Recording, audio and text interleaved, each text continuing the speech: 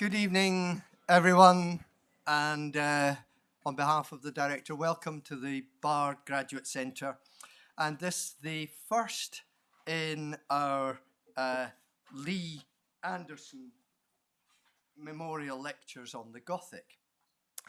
Now, in 2015, the Lee B. Anderson Memorial Foundation generously established a fellowship for Bard Graduate Centre students who were following mostly their MA degrees in 18th and 19th century American and European decorative arts. We've had 4 students who are recipients of this scholarship.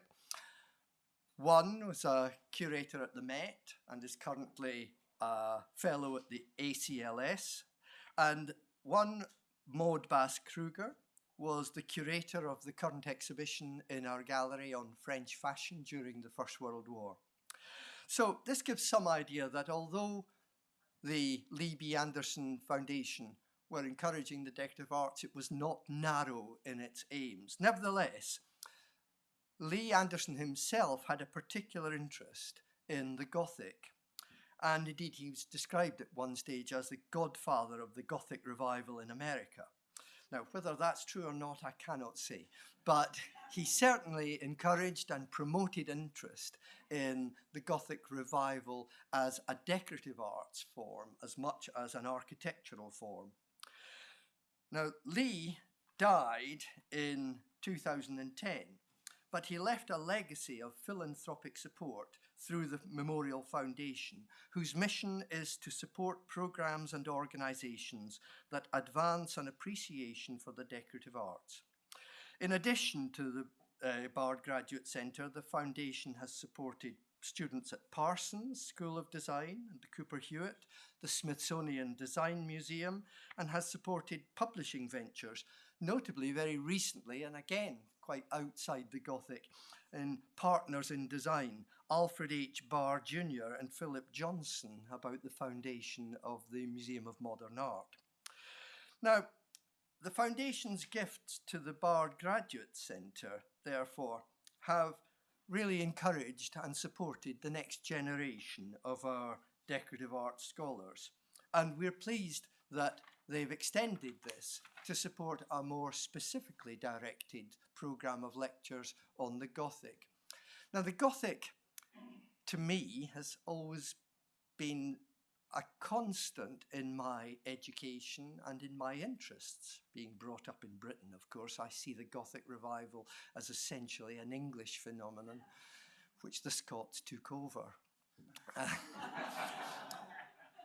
But one of the features of the Gothic in the historiography was that it was largely driven, of course, by an acceptance of the Victorian view of the Gothic revival, which was, of course, heavily dependent on a highly moralistic and religious principle. I can remember in my own education, we thought that most of the 18th century Gothic revival was just a joke. People were fooling around. It was only when you got into the age of Pugin that the Gothic revival became something substantial. How stupid.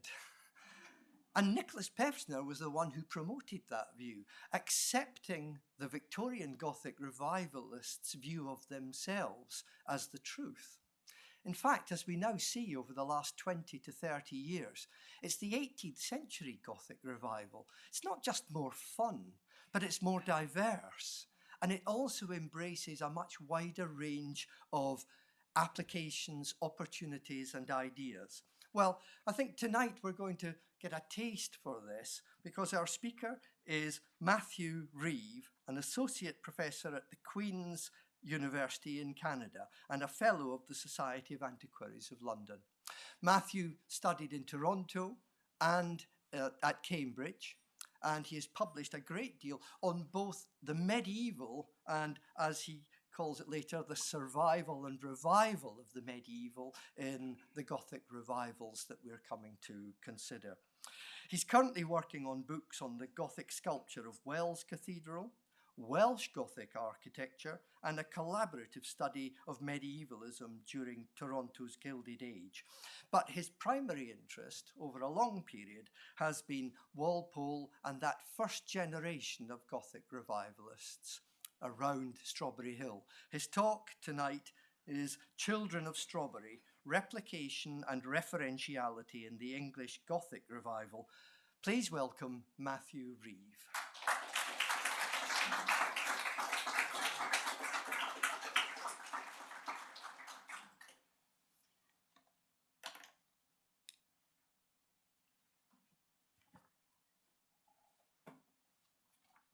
Well, that's really extraordinarily kind. Thank you so much. I promise, just starting out, that I will have nothing religious, moralistic, or sanctimonious to say as I'm talking about the 18th century.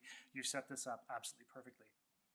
Now, it's a true pleasure and an honor to be giving this lecture tonight. I've long been a fan and a friend of the Bard, and I consider this really to be a model institution for the advancement of art history and the decorative arts.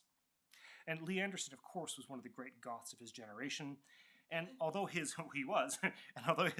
collecting took him in a variety of directions, I understand that his love of the Gothic started in London, in fact, during the war, and at Strawberry Hill specifically, which is where I'm going to start out today. Although a medievalist by training whose bread and butter is in the 13th and 14th centuries, I have in recent years been exploring interrelationships between Gothic architecture and the history of sexuality in the circle of Horace Walpole, from about 1747 or so, when he acquired his villa at Strawberry Hill in Twickenham, to his death in 1797. This work is culminated in a book that will soon appear in print, I think in the spring or something like that. The project began some years ago when I was teaching at the University of London, and I embarked upon an impossibly ambitious project to chart the development of the idea of the Gothic in England up to A.W. and Pugin or so, when, for many scholars, as we've heard, the Gothic revival properly begins. My intention here was to explore what I then and still believe to be the case, and that is that the Gothic in particular, and the Middle Ages in general, was one of the dominant, if not the dominant, myths of British modernity, and maybe of modernity generally, perhaps. But as I began to work on Walpole in his circle, the eureka moment came when the sexual and social bonds of these men came into focus. Coming to grips with this was a challenge, principally because the issues had never been considered by architectural historians who adhered to an empiricist tradition of formal, style-based criticism. But doing so revealed the underlying logic of their many commissions, of their construction of the Gothic idiom itself, and so this project sharpened to focus on an elite coterie and a critical century and a half of art and imagination. My talk today explores the well-established role of Walpole and his circle in promoting, mythologizing, and disseminating the Gothic as a new mode of design in elite circles. But their appraisal of the Gothic was not solely architectural by any means. Rather, Walpole's circle developed the myth of the Middle Ages across a variety of media, including literature. I'm thinking in particular of Walpole's seminal Gothic novel, The Castle of Otranto, a Gothic story of 1764, which was based upon his own home, in part at least, at Strawberry Hill. Now, the idea of Gothic novel, or Old New as we might translate it, usefully exposes the anachronic and multi-temporal nature of the medievalism within Walpole's circle. The dramatis personae for my talk today are Walpole himself, and a group of patrons and designers comprising the Strawberry Committee of the designer John Shute, the draftsman Richard Bentley, and the poet and medievalist Thomas Gray, who collaboratively designed Strawberry Hill and the Vine in Hampshire and a bunch of other buildings, some of which I will show you. And other little-known luminaries, such as Dickie Bateman, a patron of the remarkable church and folly at Shobden, Herefordshire, and the little-known Gothic chinoiserie villa at Old Windsor. The author and antiquary James Pettit Andrews, he's kind of a dour-looking guy, but I'll maybe give him a better spin in this talk, who built Donington Grove in Berkshire, and Thomas Barrett, who replicated aspects of Strawberry Hill in Lee Priory in Kent, and a couple of others that I'll get to toward the end. The houses built by these men in the wake of Strawberry Hill disseminated versions of the so-called Strawberry Hill Gothic mode of design, a fact substantially proven by Michael McCarthy. But they also reference Strawberry Hill in one way or another in their ornamentation, their picture hangs, and so forth, thus referring back to Strawberry as an originary building and positioning themselves in an architectural and social genealogy after it. A small but typical instance of this comes in a letter of 18 September 1754, in which the Cambridge poet and medievalist Thomas Gray wrote to the London-based poet and medievalist Thomas Warton about the transformation of his London home on Coleman Street, and I quote here, "I rejoice to find at last you settled to your heart's content, and delight to hear you talk of giving your house some Gothic ornaments already. But if you project anything, I hope it is entirely within doors, and don't let me, when I come gaping into Coleman Street, be directed to the gentleman's at the 10 Pinnacles, or with the church porch at his door. I am glad you will enter into the spirit of Strawberry Castle. It has a purity and a propriety of Gothicism in it which I have not seen elsewhere." Although advising on architecture here, Gray's commentary suggests an aesthetic transformation first took place within Warton, in which he, quote-unquote, entered into the spirit of Strawberry Castle, an alignment, in other words, of his aesthetic subjectivity with the perceived significations of Strawberry Hill. What the spirit of Strawberry Hill meant was never stated, of course, but it undoubtedly signified a series of ideas and orientations.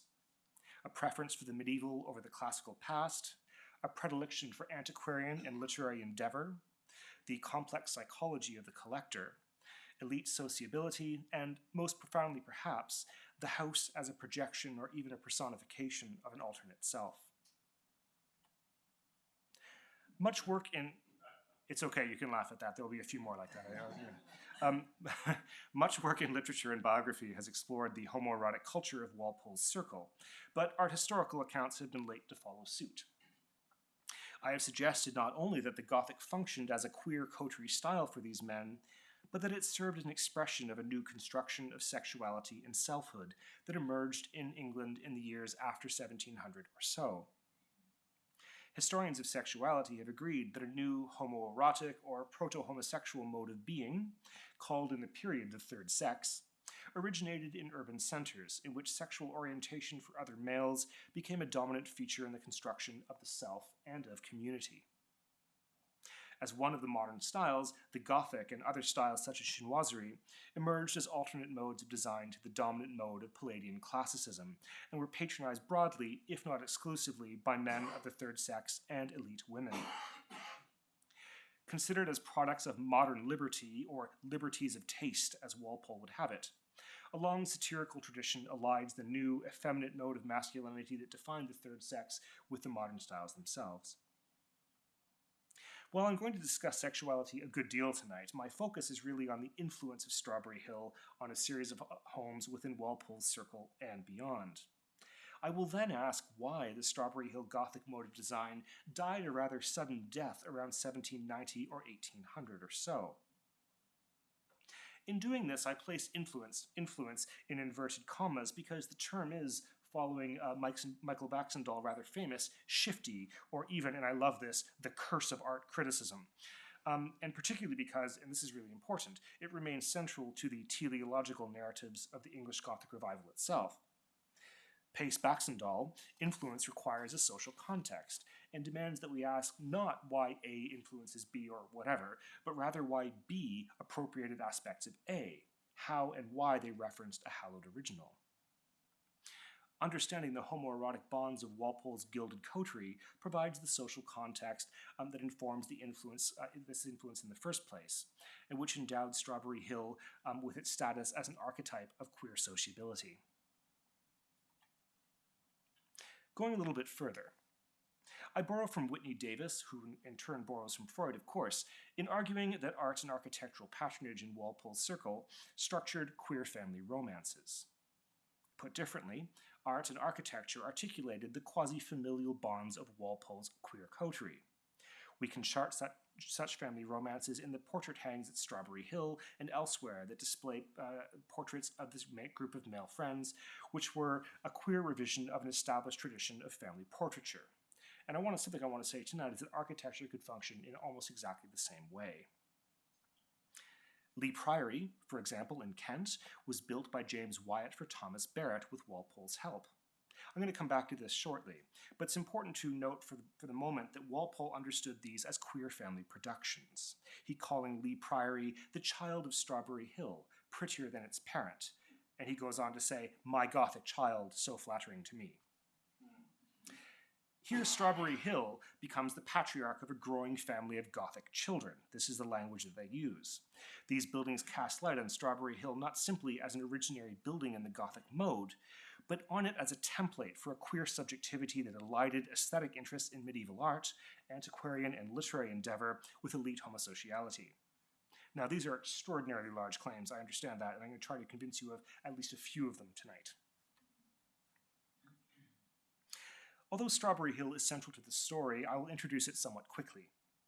This is an image at the Lewis Walpole Library at Yale, a place that's almost like a second home to me now, and I quite like it, as it establishes something of Walpole's own construction of the house as the home of a famous literary gentleman, albeit one with tongue perpetually in his cheek.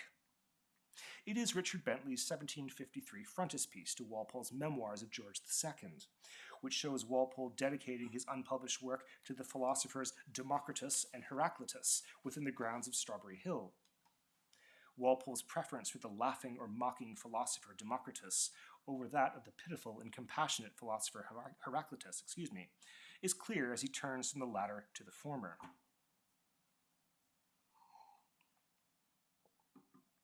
Bentley's drawing was based upon Walpole's appropriation of Democritus as one of Walpole's alter egos. He signed his letters, "Your old friend Democritus," and coined a famous aphorism, "The world is a comedy to those who think, and a tragedy to those who feel." And yes, that actually is Horace Walpole's. People ascribe it to other people, but it is actually his. This image is completed by Strawberry Hill in the background left.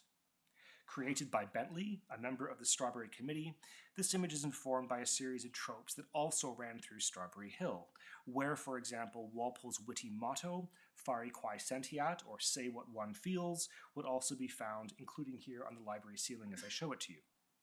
This is, in other words, an intimate portrait of Horace Walpole in Strawberry Hill, composed within the very culture of the place. Walpole acquired the site in 1747 and built or rebuilt a 17th century house in two main phases from about 1747 to 60 and 1760 to 76 or so as a collaborative enterprise with the Strawberry Committee. With dazzling displays of Gothic form, Walpole's home was a demonstration of his own theory of the Gothic as a licentious style. In other words, the Gothic was a style of aesthetic and libidinal freedom that was not bound to formal rules of replication, as in the classical canon, as Walpole understood them. For this reason, antiquarian prints of York Minster's chapter house and west window become the inspiration for the elaborate plaster ceiling in the tribune chamber. Gothic window tracery without any apparent source, frankly, could become the form of a chairback. They just made it up. And a stone-caged Gothic chantry chapel becomes the inspiration for trompe-l'oeil Gothic wallpaper, becoming in effect a Gothic chantry chapel turned inside out. Now, this point is a significant one, because it allows us to understand that Strawberry Hill Gothic was not premised on replication, a fact almost entirely lost on the 19th century commentators who use this as a stick with which to beat the style. Because in their view it failed to replicate medieval Gothic form precisely, it was a false start, an unstudied attempt at Gothic form that waited remedying by more practiced masters in the Victorian period. On the contrary, Walpole particularly valued formal and material deviations from medieval sources, a wide gap between signifier and signified, as successful essays in modern Gothic. He and Thomas Gray considered the style to be Gothicism, while Thomas Barrett considered his home to be a theatrical persona or even an impersonation of medieval Gothic, all indicating that this approach to Gothic form was playful, subversive, and even parodic, an exercise in the Gothic's own inherent licentiousness. One of the earliest homes built in the Strawberry Hill Gothic mode is also one of the least known, namely Dickey Bateman's Gothic villa at Old Windsor, just along the Thames from Strawberry Hill. Now, I learned about this building a number of years ago, and I do, as all people who work in British art, I called the local record office and I said, okay, like, look, this is who I am. I'd really like to come and see it. This is an important building, I think. Can you please just tell me who owns it? And this very kind of timid voice says, oh, I don't think that I can. I'm sorry. I said, why? I just want to come and see the house. She said, it's owned by Elton John. Oh my God, damn, like this book is over. This book is done. It's not owned by, it's actually owned by a very, very charming Labour peer and his family. But I did actually get to see it. But that actually, I thought, God, this is completely over before it starts. But now, where was I? Okay, Bateman was a senior man of taste in London society long before Walpole in the second decade of the 18th century. And while Walpole would never admit this, he admired Bateman and his elite queer circle, kind of an older queer circle to his own. One reason why Bateman and Old Windsor have not enjoyed a more prominent place in the Gothic revival is that Walpole sidelined them and framed Bateman instead as, I quote, the founder of the Sharedwagi taste in England, in other words, chinoiserie. Walpole would go on to say, to describe chinoiserie as Bateman architecture, an architecture of weak nerves, thus describing chinoiserie as a plastic expression of Bateman's own queer physicality. Walpole and Bateman were, I think, in common parlance, frenemies. Anyway, Bateman was not the founder of the Chinese taste in England by any means, but he was clearly a leading proponent of it, as in his 1740s portrait here, in which he is represented as a mandarin dressed in a silk robe.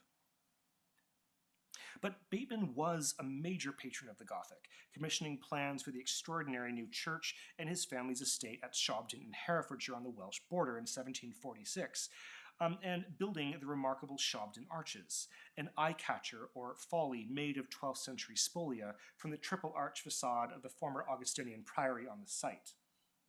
This was an exceptionally important exercise in medievalist archaeology and recreation, and frankly far beyond anything Horace Walpole ever tried to do with medieval fabric. Bateman began Old Windsor in a hybrid Gothic-Chinese mode around 1730. But by 1758, he adopted Walpolean Gothic, and even Walpole's two designers, Richard Bentley and Johann Heinrich Muntz, to Gothicize his home. Most of this work has been lost, but we do have several descriptions, such as that by Mrs. Delaney of 1768, who wrote quite a bit about architecture. 18th centurists will know who she is. And she states, were I to particularize all that I saw within and without the house, the vestibules, the refectories, the monuments, etc., etc., you would think I was quoting old William Dugdale, from which we understand that Bateman also employed Dugdale's prints as models for his Gothic installations. Walpole, of course, claimed the transformation as his own, as he would. He stated, and I quote, I converted Dickie Bateman from a Chinese to a Goth. I preached so effectively that every pagoda took the veil. Why don't you all work on this? It's all incredibly funny. I mean, every letter has that stuff in it. This is common. Anyway, Walpole positions himself as a teacher and Bateman as a disciple, whom he convinced to change his taste from chinoiserie, what he calls the fashion of the instant, to the Gothic, the style of the elect. And in saying so, this is really a tongue-in-cheek reference of sorts to Walpole's own circle of friends and associates and their shared Gothic idiom. Here, the teacher becomes the pupil, and the senior man of taste emulates a junior one. Various commentators on Bateman's Gothic home sensed its apparent queerness. In what I believe, and if I'm wrong about this, please don't tell me, because I've just written a book about this, so if I'm wrong about this, please keep it to yourselves. In what I believe is the very first instance of a queer architecture in English writing, both Lord Lyttelton and Mrs. Delaney commented on Bateman's house thus. Lord Lyttelton calls it Mr. Bateman's half Gothic, half Attic or antique, and half Chinese, and completely fribble house. Unnaturally abundant in signification, its over-the-top ornament, the house is literally just 50% too much. Mrs. Delaney, this is unkind. She says, his library is indeed as frivolous as himself, and so furnished with looking-glass that had the property of representing to him his inside as well as his outside. It might read him a better lesson than he could find in his whole collection of books, and show him his own insignificancy. Don't ever let that woman in your house.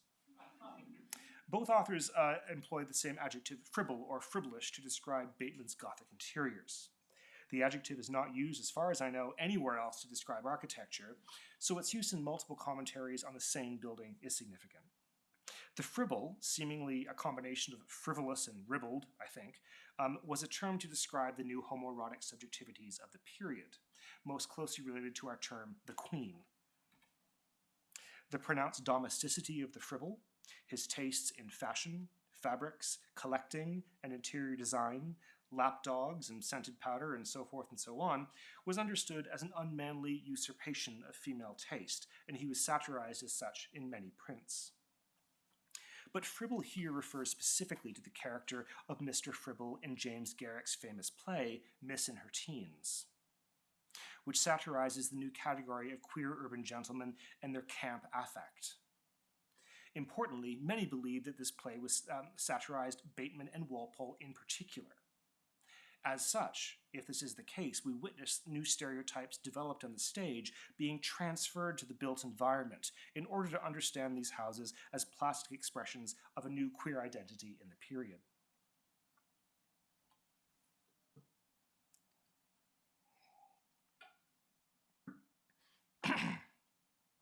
Old Windsor was followed by John Shute's designing of Donnington Grove in Berkshire for the antiquary and author James Pettit Andrews. It represents the first de novo Gothic house built by these men, an opportunity, in other words, to imagine a completely Gothic home without compromises made to existing fabrics.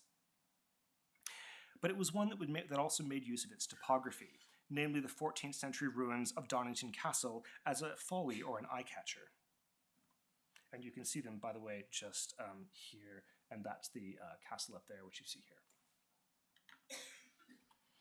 here. Although based upon the centralized designs of the first campaigns at Strawberry Hill, Donnington made only loose formal connections to Strawberry. Michael McCarthy would go further in suggesting that the designs of the two buildings are essentially unrelated. However, typical of my theme tonight, I want to suggest that formal readings frequently miss broader conceptual kinship between buildings. Some key evidence came from my rediscovery of Andrew's papers in Switzerland a few years ago, which include a series of drawings of the interior. What I'm showing you here is a drawing of the original landing or armory, which featured trompe-l'oeil painted armor amongst other arms attached to the wall. The point of reference is certainly Walpole's own armory in an analogous position on the staircase at Strawberry Hill. But we can push this connection much further. The inscription, which is rather faint, it reads, armor as it is placed on the staircase at the Grove, and the gilded casque, as in Reverend Penrose's poem, The Helmets. It references the poem, The Helmets, a Fragment, by Andrew's friend, Thomas Penrose. The Helmets is a medievalist narrative set within Donnington Grove itself. This is of interest to the Gothic revival because Donnington was probably the first Gothic house created after Strawberry Hill that had a double fictive identity reinforced by medievalist literature. As we have seen, Walpole based the setting of the Castle of Otranto on Strawberry Hill itself, and he promoted the house, he called it My Own Little Otranto, and he staged images and objects to remind viewers of the house's fictive literary status. The trope Walpole first imagined, of historicizing and dramatizing one's own home through medievalist narratives, had gone mobile. The poem adopts many of the conventions of the Castle of Otranto, including its opening image of a gigantic plumed helmet. And if you know the Castle of Otranto, of course, the story begins when a massive helmet falls from the sky and crushes this young boy to death in a courtyard. It's really kind of a ghastly thing. It doesn't quite happen here. This begins within Donnington when two helmets are brought to life by being struck by lightning, an idea familiar from Mary Shelley's Frankenstein of 1818. Instantly embodied by the spirits of armor that had been dormant, the plumed helmets become personalities from the medieval past, given new agency in the present. The melodramatic tenor of the poem is clearly the stuff of Otranto. With daring do, one helmet states, "Call armorers, ho!" while the other, which should not prevent the death of its former occupant, waxes lazily instead on his inability for battle, and ultimately on his transformation from an object of the medieval past to an object of antiquarian curiosity alone.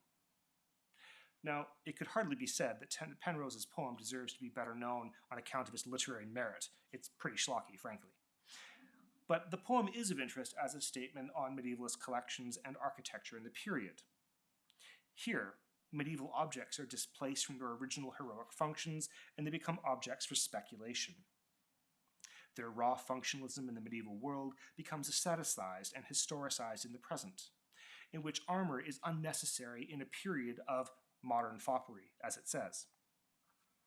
That Penrose had Walpole's own home and collection at Strawberry Hill in mind, and his whimsical claim that it was collected by Walpole's own ancestor in the Holy Wars, wherever they were, is quite clear.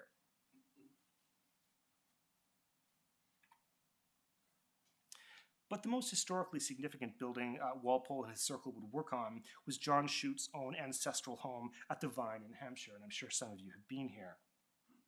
Chute was the most talented designer in Walpole's circle, but also the least likely to build, to be sure.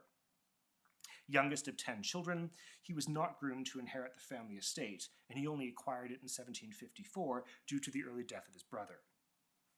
And instead he spent his early life in Italy as a connoisseur and a dilettante.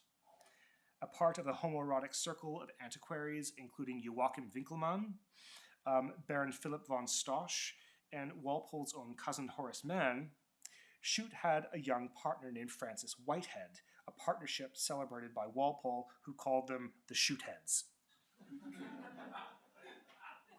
I'm telling you, I'm not making this up. This is exactly from Walpole's letters. Whitehead's untimely death in 1751 saw the younger Walpole and Chute develop a bond that would last the rest of their lives. Chute would be responsible for designing much of Strawberry Hill and would have his own bedroom in the house. As soon as Chute got the Vine, Walpole, the inveterate busybody, prepared an inventionary, in other words, a list of works that had been voted upon by the Strawberry Committee. Now, I don't know about you, but I think that's extraordinary. If I had a party at my house and then my friends came over a couple of days later and said, here's a list of things we want you to do to your home, I might be offended, but that's exactly what happened here. The inventionary essentially proposes extending the Strawberry Hill Gothic mode to the Vine, including queer family romances of portraits of Walpole, Chute, and others just like those at Strawberry Hill.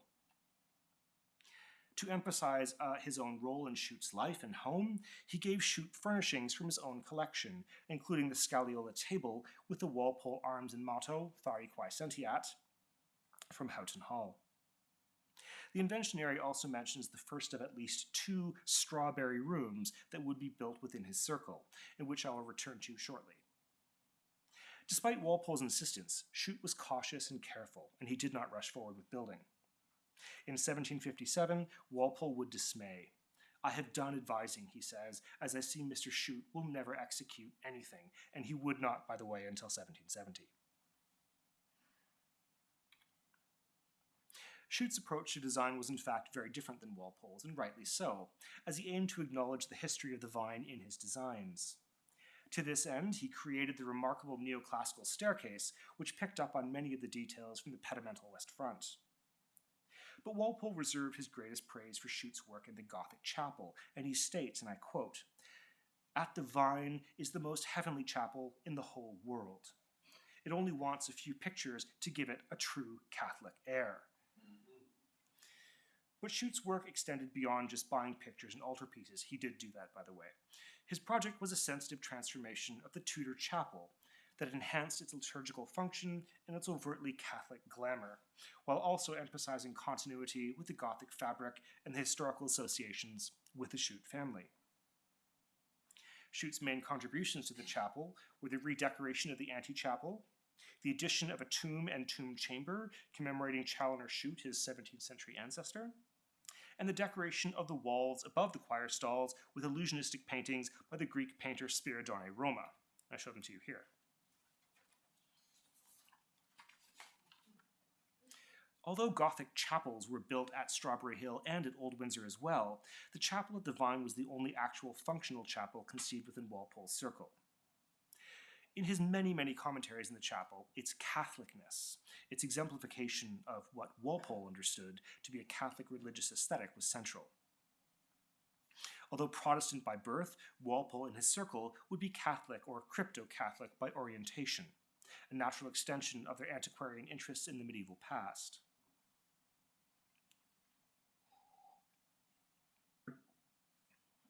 On his first visit to the Vine in 1754, Walpole, George Selwyn, Shute, and others performed a bizarre version of the Catholic Mass in the chapel. I quote here, "I carried down incense in Mass books, and we had a most Catholic enjoyment of the chapel in the evenings."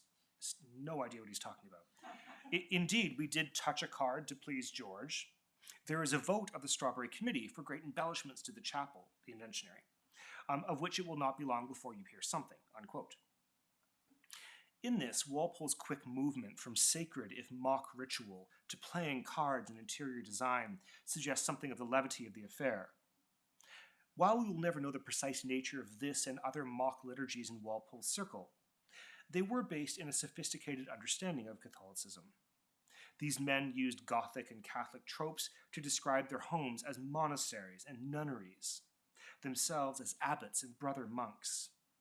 Catholicism, of course, was frequently coded as an alternate lifestyle in Protestant England already, and these comments especially trope Walpole and his circle as monosexual monastics, thereby alluding to Catholicism as an allegory of sorts of homoerotic brotherhood.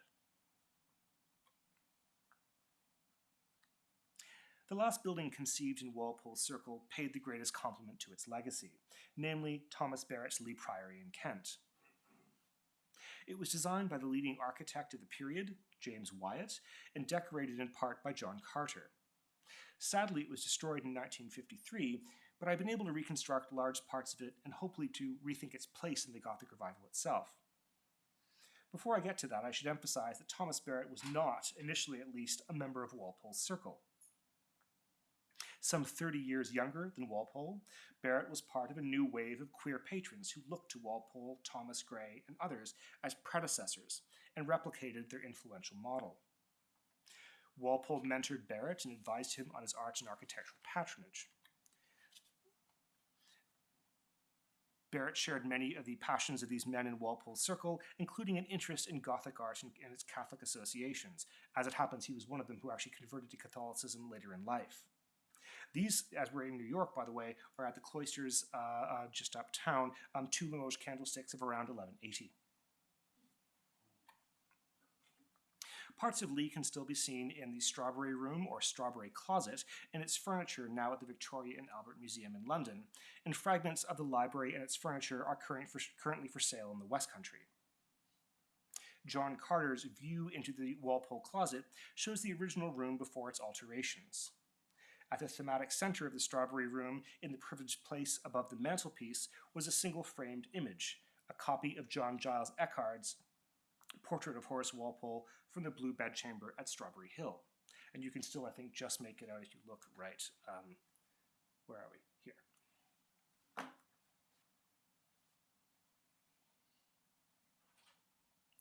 Barrett's was one of at least two Strawberry Rooms built in Walpole's circle, including that at the Vine. But it does not specifically reference Walpole in his home, or it does not only just reference Walpole in his home, it represents something like an embodiment or even a real presence of its dedicatee. And we can nuance this illusion by exploring the octagonal library and its antechamber. The design would seem to be a synthesis of two rooms at Strawberry Hill: the round room, from which it derives its rose window tracery on the vault, and the tribune.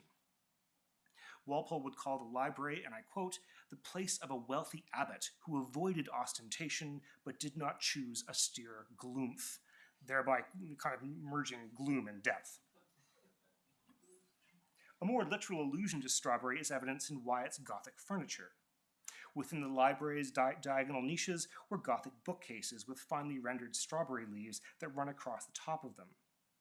Strawberry leaves were employed as metonymic signs to refer to the world of Strawberry Hill and the graphic works of Walpole's circle, such as the 1784 frontispiece to Walpole's description, which I show you here. The recent discovery of the original fan vault and bookcases from the Gothic chamber allow us to show that this motif was employed in the bookcases in the adjoining room as well.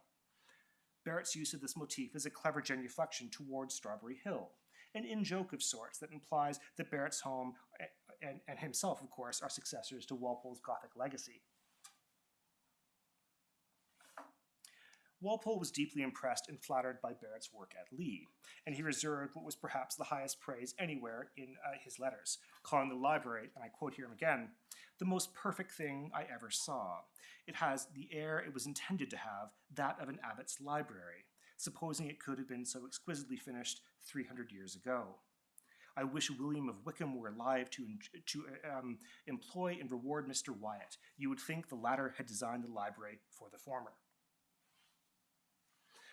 Walpole's flattery at his friend's emulation of and allusion to his famous home is palpable but complex. Walpole was very aware that his Gothic productions, Strawberry Hill and the Castle of Otranto, had become outmoded and no longer fit within the changing tastes of the 1790s and beyond. But Barrett's assessment of the Walpole model cannot be explained by architecture alone. His contemporaries connected both the style of his home and his own personal lifestyle and affect with that of Walpole and Thomas Gray. Barrett's own emotional, intellectual, and erotic subjectivity was not only similar to Walpole's, and this is an important point, but in fact modeled upon it typologically. In other words, Walpole's queer affect in his home had become historicized, and the emulative building of Lee reflects Walpole's positioning of himself within an architectural and a sexual genealogy, a new generation of Gothic buildings modeled upon Walpole's famous, if dated, exemplar.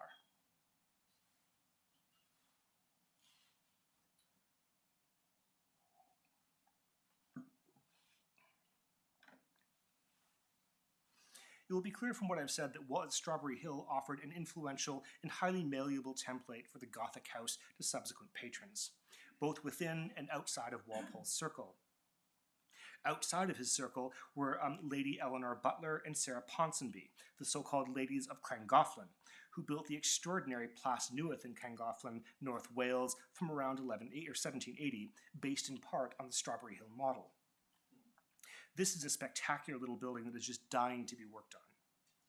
Filled with Gothic and Catholic religious art and objects, including stained glass from Valley Crucis Abbey and a medieval high cross from Chester and a font as you see it here, the house translates some of Strawberry Hill's metropolitan Gothic forms into Welsh woodwork.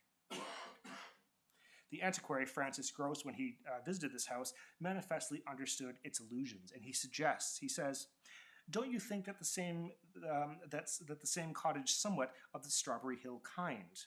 Could houses marry and propagate, I think a cottage like Llangollen would be the progeny of a match between Strawberry Hill and the Thicknesses cottage near Landguard Fort."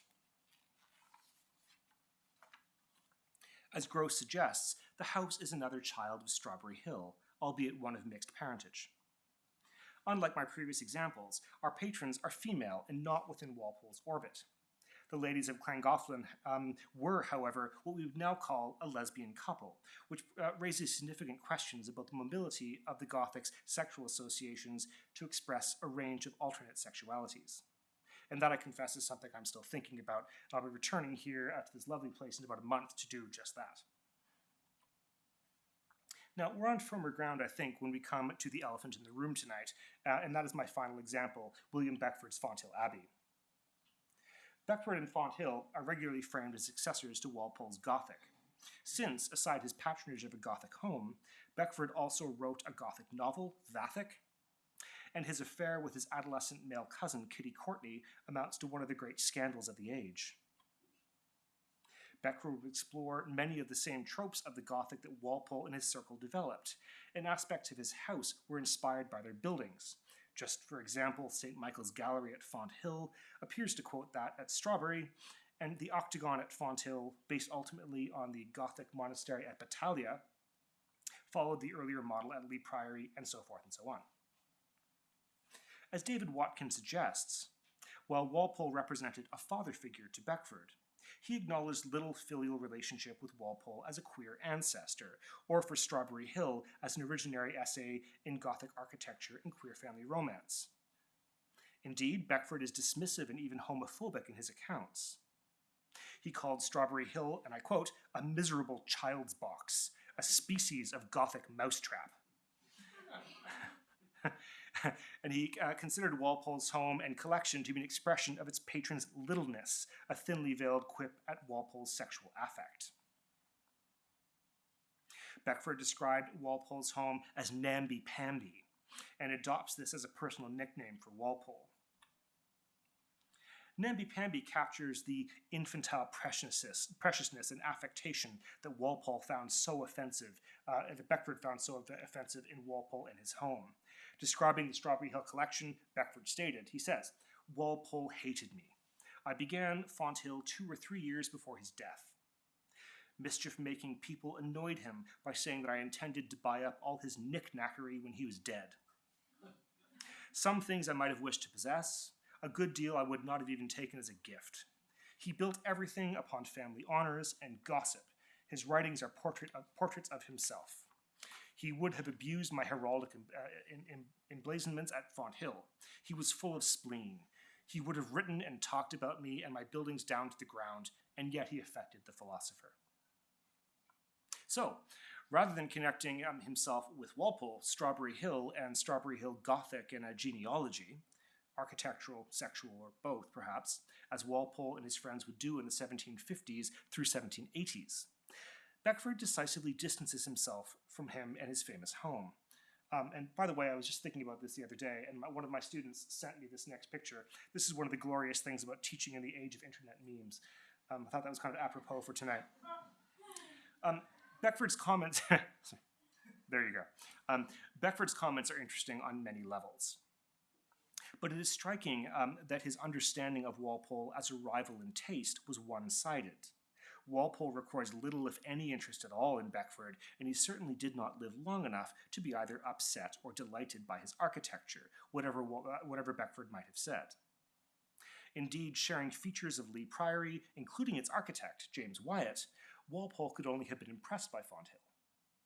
This competitive and acrimonious relationship I've charted with Walpole as a senior man of taste is Beckford's own invention, although that others assumed his desire to acquire aspects of Strawberry Hill surely suggests they understood an association between these two men and their Gothic homes. But in all of this, Beckford doth protest too much. While he actively dismissed Strawberry Hill and its collections as precious, effeminate, and old-fashioned, and so forth, he carefully followed Walpole's life, his writings, and his home, and he bought lots of it when it came up for sale in 1842. Beckford's view of his relationship with Walpole and Strawberry Hill contrasts considerably with our narratives of Gothic architecture and literature and the history of sexuality, that so frequently view the two in a developmental sequence. While there is some room to debate the similarity of Beckford's and Walpole's sexualities, both were, I think, principally homoerotic, but there's no evidence at all that Walpole was a pederast, for example. Walpole's model was aesthetically inconsistent with Beckford's self-image. Typical of his period, Beckford broadly eschewed the fribbles and fops of Walpole's era and their licentious modes of display as an outdated and distasteful mode of masculinity. The 1770s saw the rise of a heightened critical discourse and the effeminization of English men centered around the character of the macaroni. Men responded to this crisis by reforming themselves upon the model of an idealized, long-lost masculinist aristocracy. This too affected queer self-fashioning. Dominic James has charted the transition from a mid-century art of elaboration that produced the macaroni to one of exquisite sartorial reserve that gave us the Regency dandy. Beckford's own masculine self-conception was very much in line with these late-century reforms. Beckford's commentary deserves to be understood within broader changes in English culture around 1800. As Dror Warman has pointed out in his wonderful book, The Making of the Modern Self, the 18th century witnessed a profound change from what he calls gender play around 1700 to 1770, characterized by fluid boundaries between male and female, to gender panic at the end of the century, 1790 and so forth, which saw a rapid codification of a modern sexual system, by which gender mirrors sex and vice versa. His observations are part of a wider account of aesthetic change and identity formation that anticipates our ideas of masculinity and femininity and the invention of heterosexuality and homosexuality in 19th century sexology. Although Warman is not concerned with art and architecture by any means, his account is exceptionally useful in understanding the transitions from the playful hybrid Chinese Gothic architecture around 730 at frivolous Old Windsor to the rise of Strawberry Hill Gothic around 1750, and to the new archaeological accuracy in Gothic Revival architecture just before and after 1800. This helps us to understand why these years saw a new critical distance toward or within Walpolean Gothic. Indeed, the very style label, Strawberry Hill Gothic, did not exist in Walpole's own lifetime. People forget this, but it was imposed upon the style by its 19th century critics, such as Richard Griffin Braybrook, for whom it was, and I quote, "the style called after its patron and a mode of decoration sufficiently objectionable under any circumstances." Others, such as the diarist, Mrs. Arbuthnot, simply considered it to be a good deal of bad taste.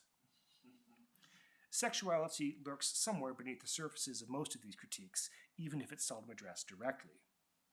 A long list of satires would appear, such as those by Thomas Rowlandson, I show you some of them here, that riff on Strawberry Hill's Catholic significations and poke fun at his foppish antiquarianism. Emblematically, the more sympathetic Lord Byron would claim in 1821 that it has become the fashion to underrate Horace Walpole. By the end of the 18th century, Strawberry Hill Gothic and the Strawberry Hill Gothic mode had become historicized and were then able to be understood, moralized even, as the products of a wayward age that had now been reformed. These years, of course, saw profound structural changes as well, as the Gothic shifted from being principally a style of domestic architecture to being the style of the Church of England. They gave birth to the study of ecclesiology and the Cambridge Camden Society and the overt sacralization of the Gothic, punctuated by texts such as Neal and Webb's translation of Durandus's 13th century liturgical manuals as a performance script for mid-Victorian Gothic. Scholars such as Thomas Rickman likewise began to dissect Gothic architecture as genus and species, and offered up our current understanding of stylistic succession in an attempt to discriminate the styles of English architecture of 1817. So my point, and Warman's I think, is that the years around 1800 thus saw profound changes in English culture that were in fact larger than human sexuality or architecture, but in fact encompassed both of them. I emphasize this because I want to conclude where I started. As I said, when I began working on this material, I wanted to end up where, for many, the Gothic revival begins, i.e. in the early 19th century. Around 1800, the very idea of the Gothic was reframed, and in so doing, its history was revised, either writing Walpole out of it altogether or diminishing his accomplishments and those of his friends. Their queer Gothic was inconsistent with a new reformed age, and so it could hardly be otherwise. But they established something profound about the Gothic, its ability to explore sexual and social alterity and its many manifestations, and their work would not be entirely undone. Sexual and social difference would be a recurring feature of the Gothic that would be reimagined from the designer William Burgess to Ralph Adams Cram, Ninian Comper, the designers Charles Ricketts and Charles Shannon, the filmmaker Heinrich Wilhelm Murnau, the director, of course, of Nosferatu, a Symphony of Horror of 1922, who resided with his lovers in the Schloss Murnau in the Hollywood Hills, the Cambridge medievalist M.R. James, and even the medievalist films of Derek Jarman and any number of popular manifestations in our culture. So whatever a longer account of the Gothic might look like, it would surely indicate its status as an imaginative space for exploring human visions of alternative visions of English culture, which were first imagined by Walpole and his circle. Thank you.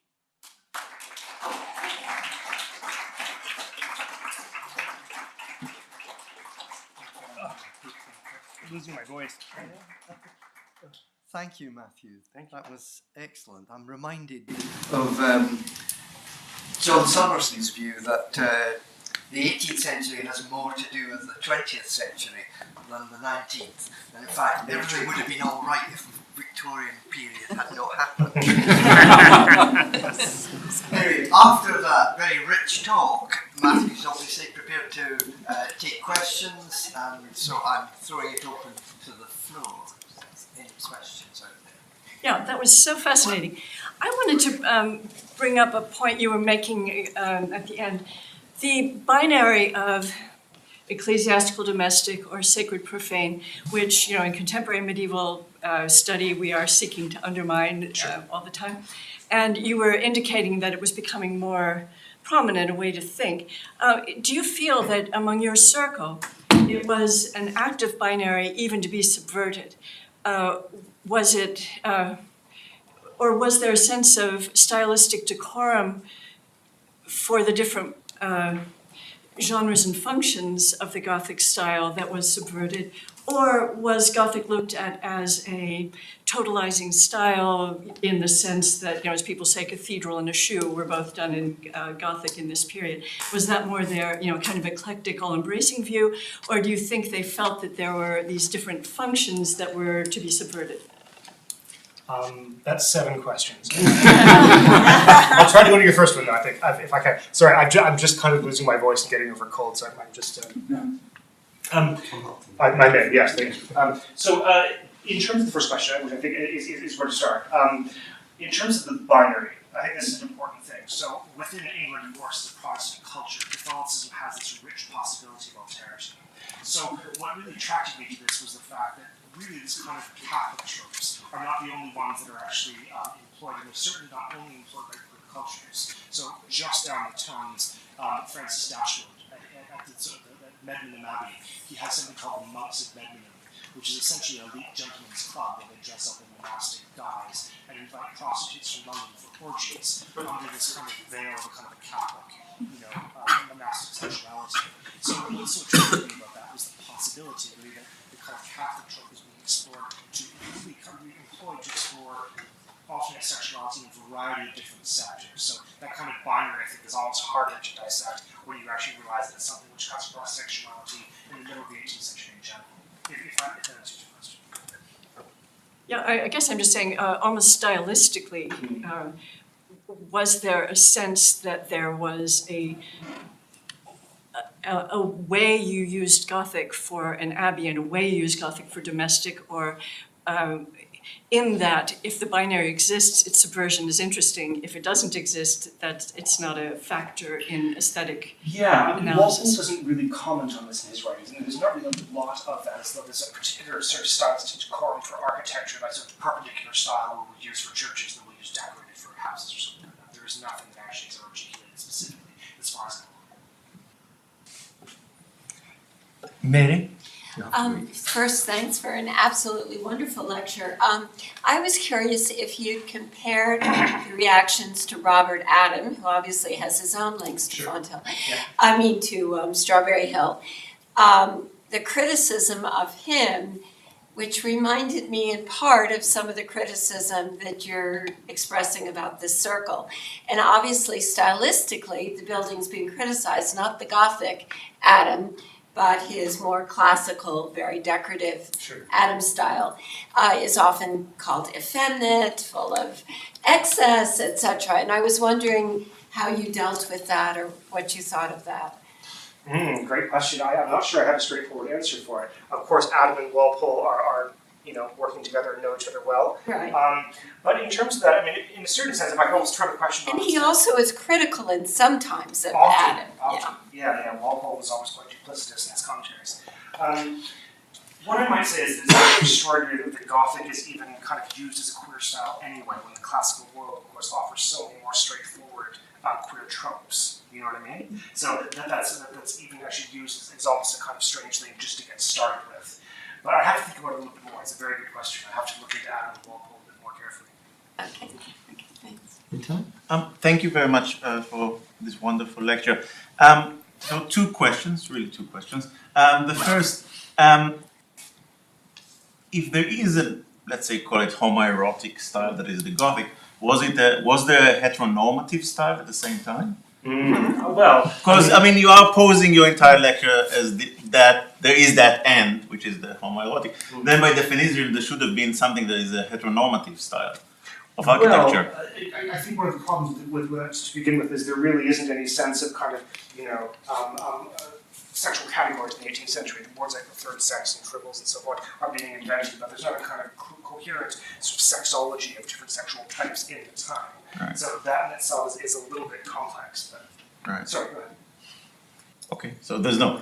So the second question would be, I mean, what is really striking that all these Gothic revival architectures that you showed us were outside of civic centers, and would that have something to do with your line of interpretation of homoerotic rather than civic center? Although in later periods, I guess, civic centers will often be identified. Of course. With, right? In this period, Walpole's very, very clear that certain styles are important for small domestic commissions, and that grand buildings, great buildings, banks, government buildings and so forth should be neoclassical in style. He's very, very clear that it's kind of an established decorum in architecture at this time, and that his buildings can only really work in the way that they do. That the domus is actually in place, as he says, for softer feminine sensibility, to use his own words. So there is actually in his understanding of it, a clear, sorry, I'm losing my voice, but a clear distinction between these two different modes, for sure. Thank you. Oh, thank you, Matthew. Great talk. I wanted to ask, firstly, in comparison to Fonthill and Strawberry Hill, there seems to be, I think that Beckford does have a particularly darker character and tone to the way he works. Agreed. The buildings, and I would say in an aesthetic spectrum, there's the beautiful and the sublime from Burke. So I think there is a sublime turn in Fonthill. It's very, there's definitely a new tone that's introduced from the psyche of Beckford and the sense that he's a loner. He builds a wall around Fonthill and keeps people out. Yeah. But I wanted to ask a question about proportion. I mean, literally proportion. The plans of Strawberry Hill, the plans of Fonthill, share a peculiarity, which is a distended, linear elongation to the forms that don't seem to come from necessarily historical precedent. They seem to be accentuated like caricatures, and particularly Fonthill. And I wondered, is there a narrative? Is there a story hiding within the planning of this? Like with the picturesque gardens, there's a narrative in Stourhead and how people move around. I haven't quite understood or decoded in the work I look at. Is there they're both Gothic novel authors. Was there an actual imprint of a narrative that we can decode or discuss in the terms of the sequence of rooms, the sequence of space? Do they share something? James Watt is this figure that shadows the two groups and bridges across them. What's going on in these elongated, strange proportions of the This is a great question. And there is. Walpole does actually have one very particular text that talks about this. And he says that really I guess there's two ways to put it, or there's three. One is that simply they're just doing this quickly as a bunch of dudes at a table making up new rooms to have in front of it, which is the case. But they're also actually trying to create something which is a kind of a fictive architectural history. You go to any number of ancient British houses, and they're kind of rambling. They seem almost incoherent as one bit is built upon the other. So their logic of building actually replicates that idea of kind of creating a fictive architectural history. Donington's building doesn't do that at all. Donington's building is de novo. It looks like store-built B&Q Gothic. That's what it looks like. But the third part of this is that there is actually a wonderful text where Walpole talks about this very issue. And the idea is that he tries to create spaces, and I wrote about this some years ago when I kind of reread The Castle of Otranto, and I was interested in this idea that The Castle of Otranto works like a kind of going down through the rabbit hole. It is like Alice in Wonderland. So you're here, and then suddenly you're there, and then you're somewhere else. You're not quite sure the linear and temporal connections between episodes within it. It's truly a surrealist kind of narrative in that respect, as of course many surrealists wrote about in the book of the 20th century. So what interests me about that is the possibility of Walpole references this, that there's actually an analogous pattern of movement between the buildings, of surprise. So he says, I want to enter into a dark space. I want to confuse and confound you, such that for those familiar with the kind of dominant Palladian planning, where what the central part of the house is, and the adjoining saloons on the sides, and in most Palladian buildings you can kind of walk through them, not blindfolded, but you have a sense of how they work. Walpole was aware of doing something very much opposite to this. And he saw that as a way of actually having bright spaces and dark spaces and blue spaces and black spaces, such that it was kind of constantly a surprise. It was a way of almost putting you in a labyrinthine setting, such that you are kind of in the center of the labyrinth, and the house is almost working against you. You have to actually reorient yourself space to space to space, and actually explore it for yourself. And so there's something profound about human subjectivity within that, as the narrative of space and structure is inherently subjective. It has to be, because you're actually working through it your own way. you're meant to be surprised by these new spaces. So that seems to be kind of the key of Walpole's sense of spatial flow, if I've got your question. Yeah, I was also meant in terms of the queer culture that you talk about, whether there was actually a narrative of storyline of we go into the vestibule, we go into the gallery, we go into whether there actually is anything written about the journeys that they take within these enfilade, if you like. None that actually reference sexuality exclusively, but Walpole does have a series that even in his description actually walks you through certain itineraries through the house. Of course, certain rooms wouldn't be seen by everyone, others would. The tribute he has is those kind of overtly homoerotic imagery, for example, which is hard to get into see.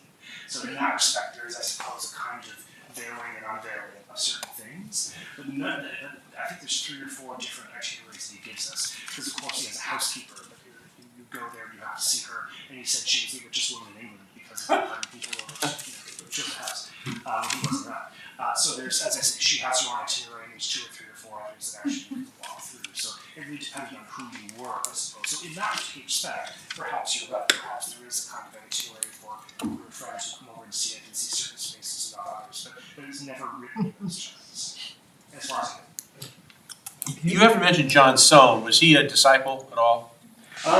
Well, it's funny. I was at Soane's house not so long ago again. I hadn't been there in a couple of years, and I was struck by just how similar and how indebted that house is to Strawberry Hill. Gosh, I didn't really have thought about that before. But no, he's not particularly connected or a disciple. I believe was destroyed in 1953. Why?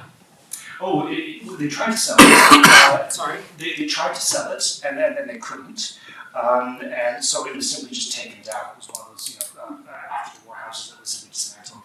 And as I said earlier, if anyone has about $300,000, you can buy a big chunk of it. It is actually for sale in Gloucestershire right now. Some of the vaults in those bookcases are actually in the market at this very point. So they've been conserved. And without giving any names, there are a number of bookcases and fragments owned that I know from London historians and so forth have them in their house. So because it was taken down in the middle of the 20th century, many people who are still with us were there to actually get these. Did somebody want to develop the land, or was it in such poor? It was in poor condition. Okay. It had actually been ripped up by Scott and substantially revised by Scott, and they're actually go terribly well. It was kind of a half-large mistake. You have to take the roofs off to stop paying rent. Correct. Yes. Other questions at this stage? Well, There's more if trees I outside. can draw this to a close by saying please join us all for a drink outside, but I thought it was very pertinent that Matthew should end his lecture by talking about a range of 19th and 20th century Goths. And this really prepares us for what will be the Lee B. Anderson lectures in future years, which could be on anything from Wells Cathedral to the clothing of the Stranglers, I'm not sure. Anything that relates to Gothic, and that plethora of forms, ideas and material culture which relates to this incredibly protean concept of the Gothic we will come back to. But please join me in thanking Matthew for this.